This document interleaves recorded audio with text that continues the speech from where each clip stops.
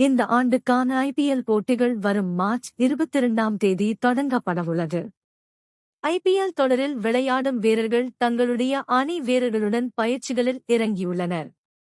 இந்த சூழலில் சில அணிகளில் கேப்டன்கள் யார் என்று அறிவிக்கப்பட்டாலும் சில அணிகளில் யார் இந்த ஆண்டு அந்த அணியை வழிநடத்துவார் என்பதற்கான அறிவிப்புகள் வரவில்லை. உதாரணமாக சொல்ல வேண்டும் என்றால் டெல்லி அணியை இந்த முறை யார் வழிநடத்தப் போகிறார் என்பதற்கான அறிவிப்புகள் வரவில்லை. இருப்பினும் தற்போது டெல்லி அணியில் இருக்கும் KL ராகுலை தான் அணி நிர்வாகம் ஏலத்தில் அதிகமான தொகையை செலவு செய்து ஏலத்தில் எடுத்தது.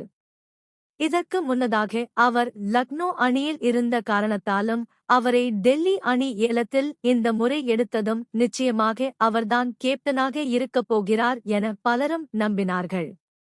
ஆனால் இப்போது எனக்கு கேப்டன் பதவியே வேண்டாம் என KL ராகுல் அணி நிர்வாகத்திடம் கேட்டுக் கொண்டுள்ளதாக கூறப்படுகிறது.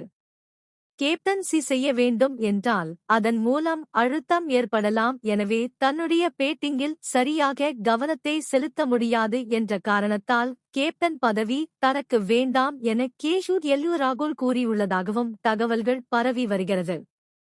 தன்னை ஒரு வீரராக விளையாட விடுமாறு கேட்டுக்கொண்ட காரணத்தால் அவருக்கு அழுத்தம் கொடுக்காமல் அணி நிர்வாகம் வேறு வீரரை கேப்டனாக நியமனம் செய்ய முடிவு எடுத்துள்ளதாக சொல்லப்படுகிறது.